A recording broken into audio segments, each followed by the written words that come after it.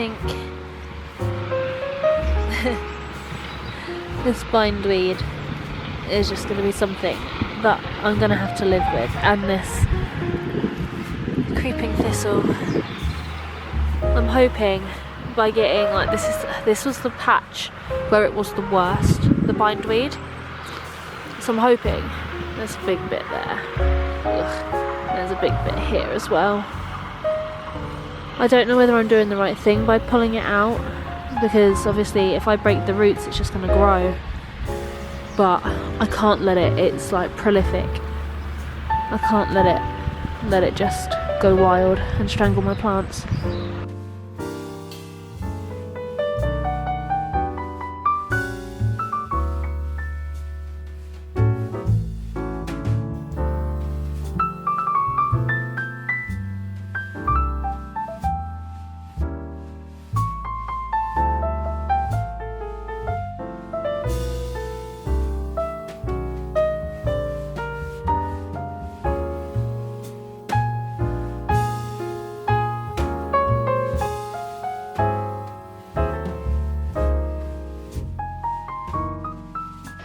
Hello, welcome back to another allotment vlog. I've spent this morning weeding. So down here, down this side, along with my plot neighbour, there are a bunch of creeping thistles and just prolific bindweed that I'm trying to get rid of. And I've been pulling it up. I've been trying to like dig to pull up the roots. The roots have kind of come up in ropes, which is nice. It's rained recently, and I always really like weeding when it's rained because everything is just really nice and easy to get up. So that's what I've been doing this morning, and I always like to weed first thing as well, because it's one of those jobs that you kind of have to do a little bit each time you come, otherwise you're just going to get overrun with the weeds. And I've tried to, almost fell. I've tried to pick like the biggest thistles out along the side, because I've noticed that some of them were getting quite large, and the one thing I don't want them to do is to flower and to get to that stage. So yeah, I've been doing that. And I've got a whole bucket full now. I think I'm going to stop weeding, and then I can come back at the weekend, Saturday, because it's Thursday today. I can come back weekend, and I think I'm going to start weeding this patch down here. So I mentioned in the other vlog that I need to get rid of these creeping thistles down the side here. They're not so much of a bother down the side here, but obviously if they start flowering they're going to start spreading, and I don't really want them to spread everywhere. I know there's a few bits of bindweed and everything down the side here. I might just let it get a little bit larger because it's going to be a while for it to flower, and then I can just pull it out easier. But like there's weeds here. I'm going to spread the wood chip just on this area here so that I can suppress these weeds a little. The rest of it is just kind of not really invasive stuff. There's a few thistles, but yeah, I don't really know what this is. Like, what is this? Absolutely no idea. It's like big, it's got a big branch. It's got a big branch. I have no idea what it is, but it's just there in amongst these nettles. So I think these nettles I'm going to keep, and I'll just have to make sure that I keep on top of like where they're spreading, because they'll be good for the pollinators. I'm going to keep all of these nettles and everything down here as well, and it's on my plot boundary anyway, so I'm not too fussed, but those will be quite nice. So there's like all of these old nettle bits that I need to cut back and sort out. But yeah, that's where I'm at. I'm kind of like, I look at this part and I'm like, what am I doing? Like, why? But just one of the main struggles on my plot is the bindweed.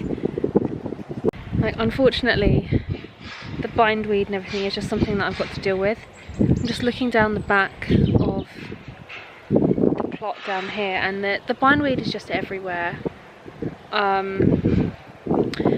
I think what I'm going to do, like at the end of the growing season, because not all of my beds will have something in. There's going to be some broccoli somewhere. Not all of my beds are going to have something in, so the beds that don't have anything in, I think I'm going to... I really wanted to do like no dig, and I know I've been digging a lot, so it kind of really defeated the object. But I just have to dig all of these weeds out. I don't...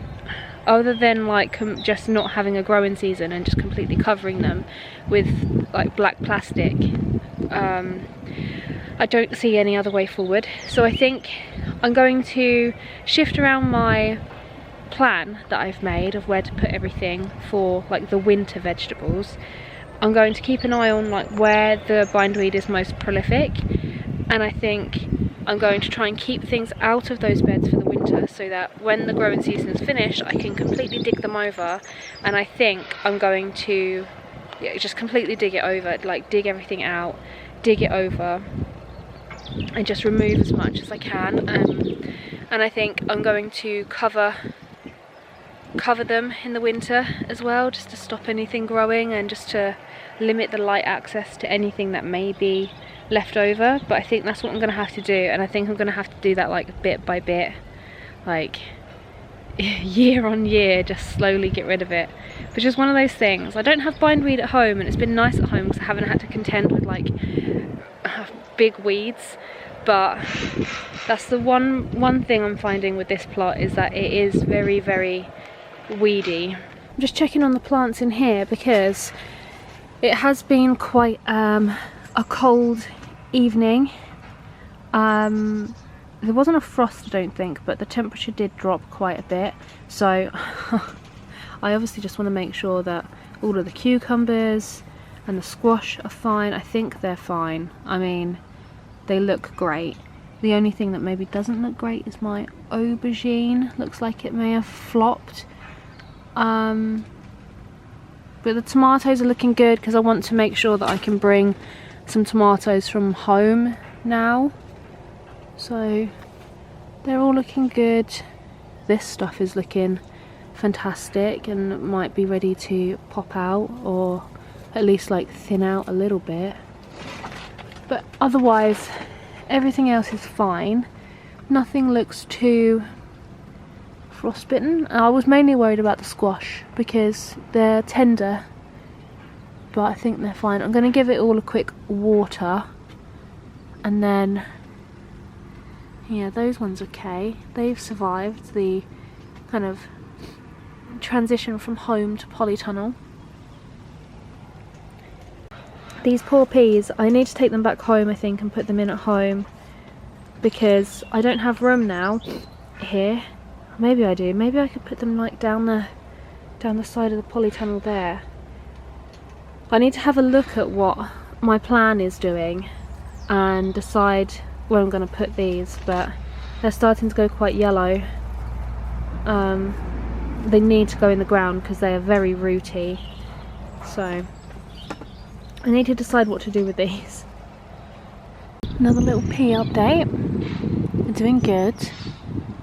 They have had another little munch, but I think they're fine. There's a little bit of bindweed at the back there, which I'm just going to go and pick out. Look at you. You're coming out. I'm just going to... Oh, look at that. He wasn't... That one must have been what was left in the soil, and then he's grown from that. Oh my gosh, bindweed. Something exciting is that my broad beans are starting to get flowers. That's really exciting. I've never grown broad beans before. Like, if I knew that they were this easy to grow, I would have grown them before. But yeah, this one's got flowers on it. I'm gonna go around and check the rest, but oh look. I'm tapping your shell, but you're not crawling up inside.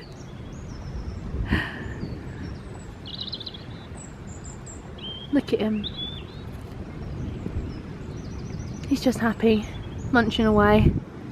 Yeah, they're doing well, as are the onions over here. and obviously the potatoes, despite the fact that it did drop down cold, they're doing fine. Now my other garlic and onions, my garlic has rust, and this also has a little bit of rust, which is annoying. I did look it up and apparently it's fine. It just means that my garlic potentially won't grow that big. Some of them, I mean, they've all got rust really, but my onions are okay. I've got so many onions. So many onions. Not sure that I'm going to need this many onions, but oh well.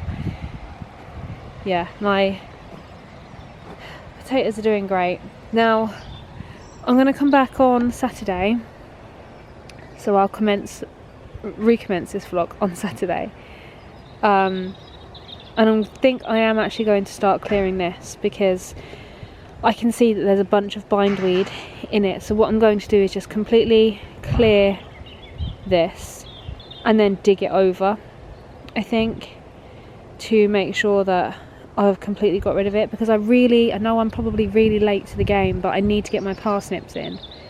I was going to do like this bit parsnips. I'm also going to put some, whenever they turn up, some Jerusalem artichoke tubers as well, or plants. I think they're coming as plants now. So I was going to do like half parsnips, Jerusalem artichokes there, and nasturtiums down the side, like going around. And then I've got this space here, which I'm not sure what to do with.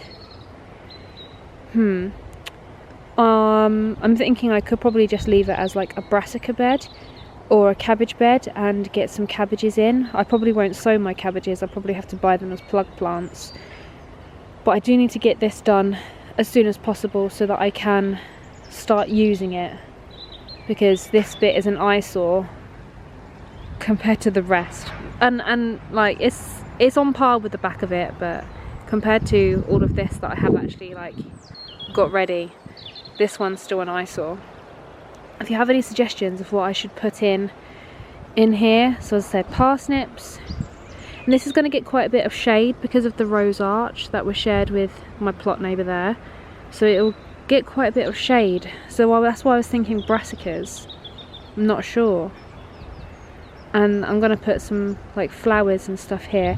I'm going to sort all of this out and put some perennial plants in. I think I'm going to go to the garden centre potentially tomorrow and get some foxgloves and some verbena and other things to put in here that's perennial, that will just keep coming up.